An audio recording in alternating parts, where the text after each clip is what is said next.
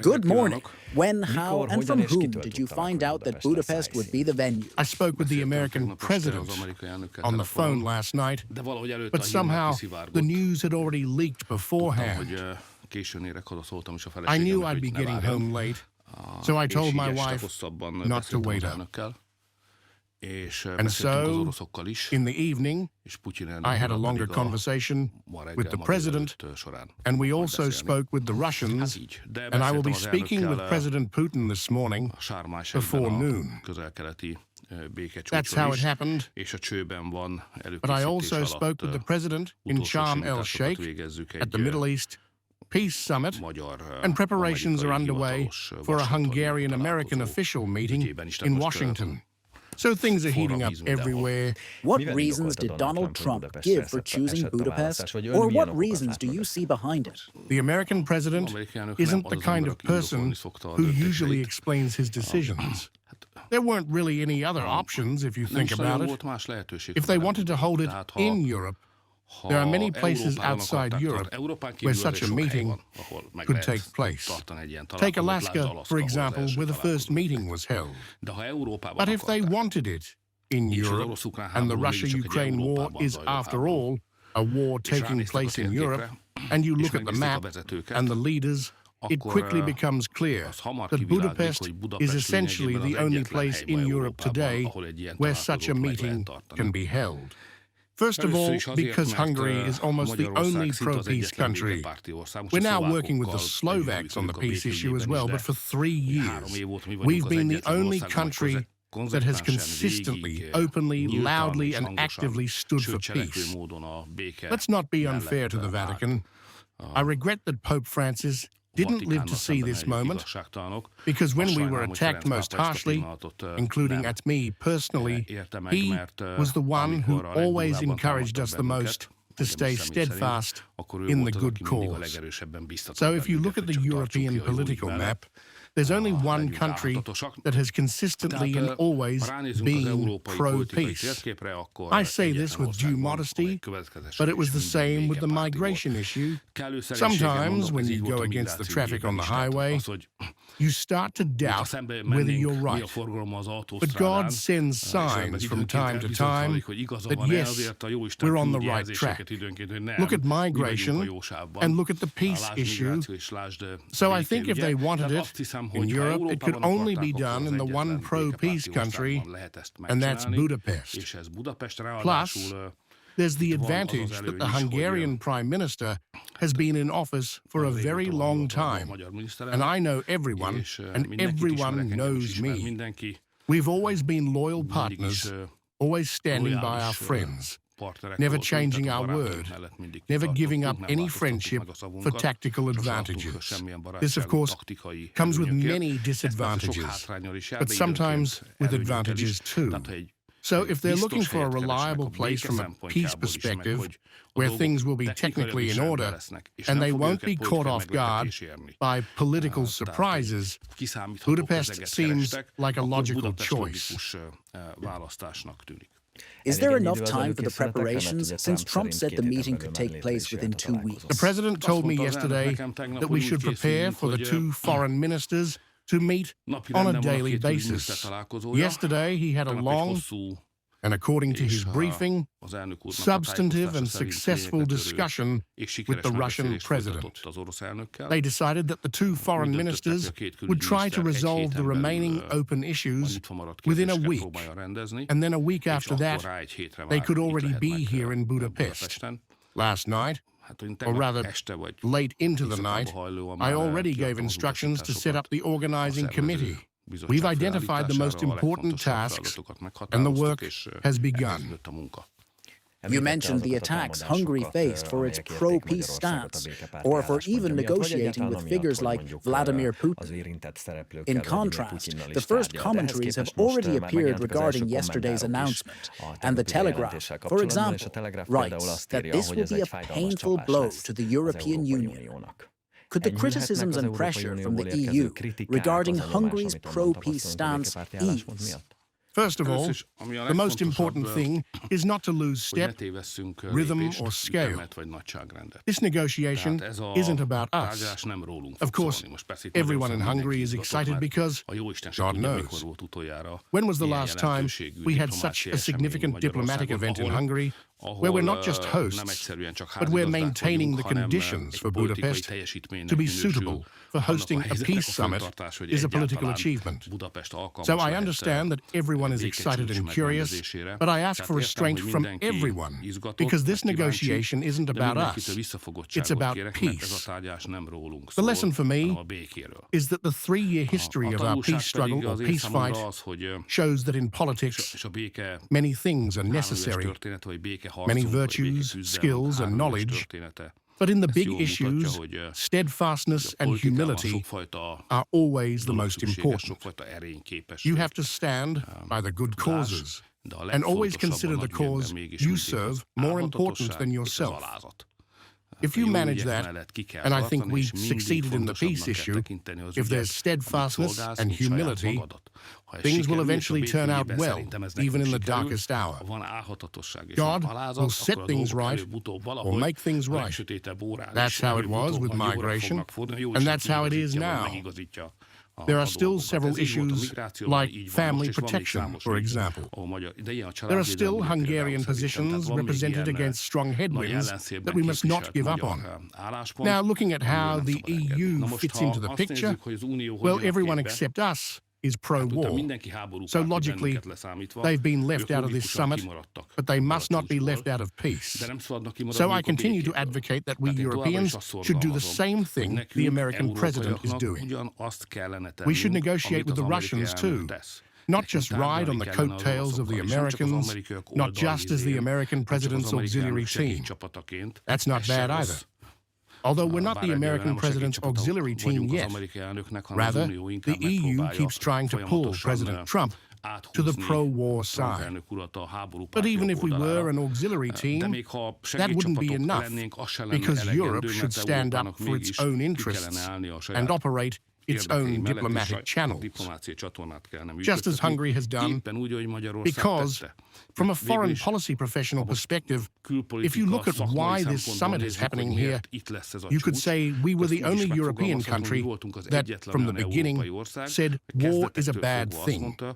But that doesn't mean we should close diplomatic channels. If there are no diplomatic channels, if we don't keep them open, there will never be peace. So the most important lesson for Europeans is that what we're doing is wrong. The war strategies are misguided. We need peace strategies. We need to help the American president. And alongside that, we need to open an independent European-Russian diplomatic channel. But in contrast, the European Commission has prepared a defense document stating that by 2030, we must be ready for a war with Russia. Could this sentiment change as early as the next EU summit? And of course, there's a petition in Hungary against Brussels' war plans. What can these signatures achieve in a situation where we see the EU being so determined? Europe shouldn't be preparing for war, but for peace. And it should have a military force behind peace and a system of military cooperation among European countries, say a collective security system, with which it can defend itself if necessary. The focus shouldn't be on war, but always on peace. What's Europe's biggest problem? The war is its biggest problem. Continuing the war means continuing the problem. The European Union has directly sent 180 billion euros to this war. If we stop and think, that's the number, and if I convert it to forints, there are so many zeros they wouldn't fit on this table in front of me. So 180 billion euros have been spent, burned in this war, on Christians at the edge of Europe, killing each other. We gave 180 billion euros for that, while the European economy is coughing sick, limping along. That money should have stayed in Europe, and then the European economy wouldn't look the way it does, because the war and its consequences, sanctions and so on, are blocking economic growth. War is always the enemy of economic growth. The European economy has many problems, coming from many routes, but the thickest route is still the one we call war, which blocks Europe's economic growth including Hungary's. Our growth rate would automatically double or triple if there were no war. And this war can only be stopped with peace. If we continue the war, it will consume even more money and will be in an even worse economic situation. That's why I feel it's worth the cost and the inconvenience that Budapest residents will have to endure. And I respectfully ask them to bear it during the summit. This is worth it for Hungary because we can't make as much money on anything as we can on peace. Because war takes our money. If there's peace, a new phase of economic growth can be opened, and that's in the interest of every Hungarian family, even those who have never read or heard a single sentence about foreign policy. So today, it's in the interest of every Hungarian family that the Trump-Putin presidential meeting in Budapest brings peace. But to what extent would this override the European Commission's plans? Or how much can a petition shape this? I suggest, and I think, that if there's an agreement on peace, the European war plans need to be thrown out the window. Everything needs to be recalibrated. We'll need a European security and military development plan, but not because we're at war with the Russians, but because experience shows that peace always needs some kind of military capability behind it. That's missing in Europe today. We're far more dependent on the Americans than we should be. More precisely, it's almost certain that our nuclear capabilities won't match the Americans. We don't need to develop our nuclear capabilities, but our conventional weaponry capabilities to a state where we feel secure. On Europe's eastern edge, if any conflict breaks out anywhere, anytime, the question should never arise whether we can defend ourselves if the Eastern Front moves west. We need to show strength because peace requires strength. So we need defense industry and military development programs, but they shouldn't be at the forefront of our strategy. Peace and restarting economic growth should be at the forefront. So the EU needs to create a peace plan, throw out the war plan, and create a peace plan with a security component. That's what I hope for, and then things will fall into place. Although in politics, it's rare to see the virtue, or I rarely see a situation where 24 politicians advocating a war strategy simultaneously say, well, we chose the wrong direction, let's turn the other way because that's the way forward. But let's not rule it out. If the Middle East peace could happen, if the hostages could go home, if there's a Trump-Putin presidential meeting in Budapest, why couldn't we believe that Europeans will also come to their senses? Let's talk about economic issues, domestic economic issues, because there's a debate about the tax system and taxation issues, in which pensioners have also been dragged in recently, and we'll talk about that separately. Because of this, the government launched a national consultation on taxation and energy issues.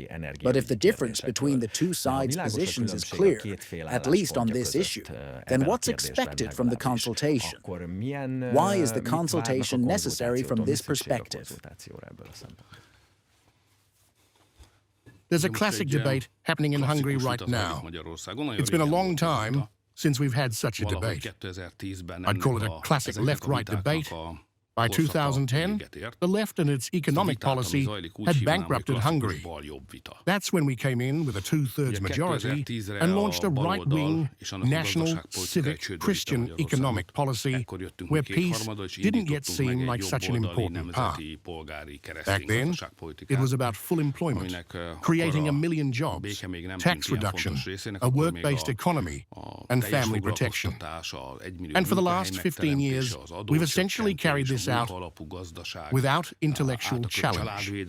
Of course, there were elections, there was pushing and shoving, struggles, even sharp and sometimes painful struggles, but this kind of debate, where a country always has two economic policy options, a left-wing and a right-wing one, hasn't appeared as clearly as it does now. Now it has appeared.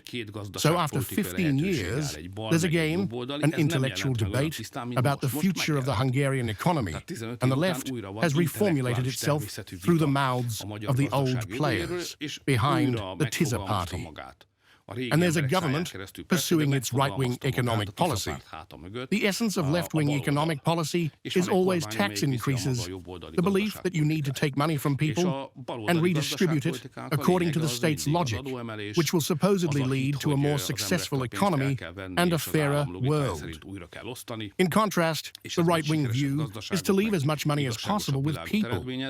There are state services that need to be financed. Take the money needed for those, but it's best to leave the money with people and businesses, because they always know how to use it better and more efficiently than the state would.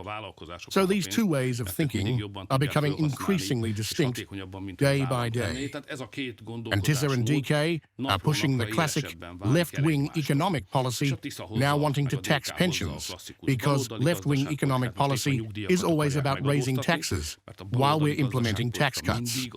So one side is giving Hungarians a cold shower, pension taxes.